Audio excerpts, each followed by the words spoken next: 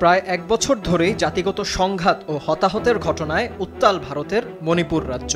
এ সংঘাতে এখনো পর্যন্ত প্রায় ৩০০ মানুষ প্রাণ হারিয়েছে। মাঝে বেশ কিছুদিন পরিস্থিতি স্বাভাবিক থাকলেও গেল ১ সেপ্টেম্বর থেকে রাজ্যের বিভিন্ন স্থানে ড্রোন ও রকেট হামলা শুরু হলে আবারও অশান্ত হয়ে ওঠে মণিপুর। পুরানো দিয়ে নতুন নিতে আজই চলে আসুন আপনার নিকটস্থ ওয়ালটন শোরুমে।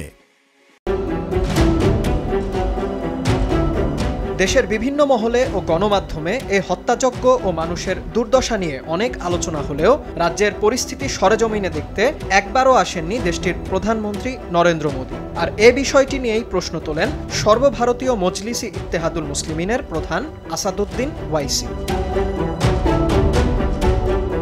এক দলীয় অনুষ্ঠানে ওয়াইসি জানান, মোদী কেন মণিপুরে যাচ্ছেন না সেটি তিনি বুঝতে পারছেন না। এ সময় মণিপুরের এ সংঘাত থামাতে মোদীর পদক্ষেপ নিয়েও প্রশ্ন তুলেন তিনি।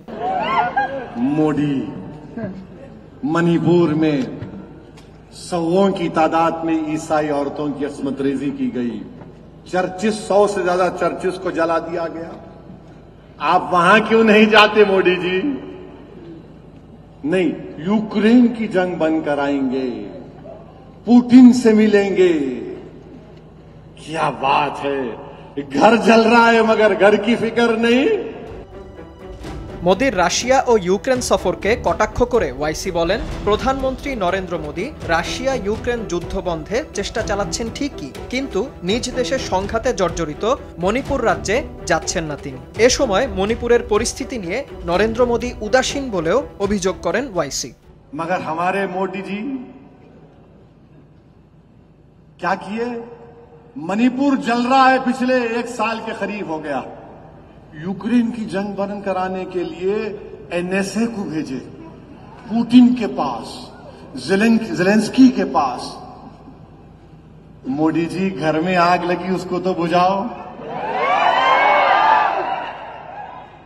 घर में आग लगी, घर की फिक्र नहीं है, यूक्रेन में जंग नहीं होना। क्या एक्टिंग करते, वाह।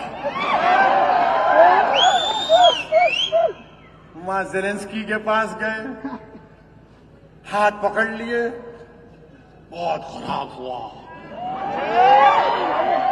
গেল কয়েকদিন আগে রাশিয়া ও ইউক্রেনের প্রেসিডেন্টের সঙ্গে কথা বলেন ভারতীয় প্রধানমন্ত্রী। ওই সময় তিনি দুইজনকেই যুদ্ধবন্ধের আহ্বান জানান। তবে নিজ দেশেই বছর ধরে চলতে থাকা সংঘাত নিরসনে মোদীর নিষ্ক্রিয়তা এবং এত মানুষের মৃত্যুর পরও তার সেখানে না যাওয়ায় দেশটির প্রধানমন্ত্রীর বিরুদ্ধে এসব অভিযোগ তোলেন আসাদুদ্দিন ওয়াইসি।